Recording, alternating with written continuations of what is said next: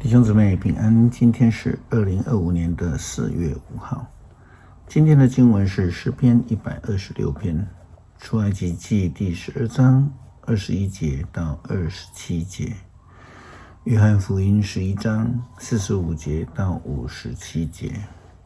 今天要跟大家分享的主题是守节。上帝吩咐摩西，命令以色列人要向他守节，那是因为以色列人已经领受了上帝的恩典，离开埃及，经历了许多的神迹，领受了恩典。上帝要求以色列人要纪念这些特别的日子，向他守节。出埃及记12章21节到27节记载了摩西召集以色列所有的长老，并且吩咐他们要如何的度过这个杀长子之灾，也要永远的纪念守这个上帝所赐给他们的逾越节的保守恩典。摩西召集所有以色列的领袖，告诉他们，你们每家要选一只羊，把它宰了，好庆祝逾越节。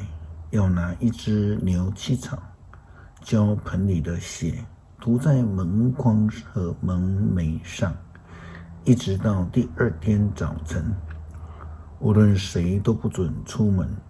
当上主巡行埃及杀埃及人的时候，看到门楣上和门框上的血，就必要越过那门，不让执行毁灭的天使进入你们的家杀你们。你们和你们的子孙必须永远守这些条例。当你们进入上主所应许的地的时候，要遵守这节期的礼仪。倘若你们的孩子问你们，这礼仪有什么意义？你们要回答，这是献给上主逾越节的生祭，因为他在埃及逾越了以色列人的家，他杀了埃及人，却保留了我们的性命。以色列人跪下来敬拜上主。向上帝守节其实是一个非常严肃的一件事情，因为是向上帝表达感谢，向上帝献上赞美，更是需要诚心实意的敬拜上帝。但是那些自诩为选民后裔的祭司、法利赛派的人、经学士，甚至是长老们，却利用逾越节的节期来计划杀害耶稣基督。约翰福音11章45节到57节记载了他们如何的计划要抓耶稣基督的情形。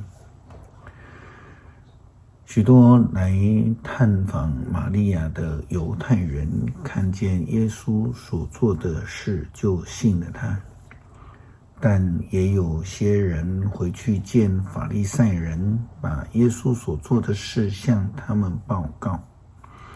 因此法利赛人和祭司长召开议会，在会上说，这个人行了这许多的神迹，让我们该怎么办呢？要是让他这样搞下去，大家都信了他，罗马人会来掳掠我们的圣殿和民族的。他们当中有一个人名叫该亚法，就是当年的大祭司。他发言，你们什么都不懂，让一个人替全民死，免得整个民族被消灭，难道看不出这对你们是一件合算的事吗？其实这话不是出于他自己，只因他是当年的大祭司，他在预言耶稣要替犹太人死，不但替他们死，也要把分散各地的上帝的儿女都召集起来，合成一群。从那时候开始，犹太人的领袖们计划杀害耶稣，因此耶稣不在犹太地区公开活动，他到一个靠近旷野叫以法莲的镇上去，在那里和门徒一起住。犹太人的逾越节快到了，节期以前，许多人在乡下上耶路撒冷去，要在那里守洁净的礼。他们到处寻找耶稣，但当他们聚集在圣殿的时候，彼此对问：你认为怎样？他不会来过节吧？那些祭司长和法利赛人早已下命令，如果有人知道耶稣在什么地方，就必须报告，好让他们去逮捕他。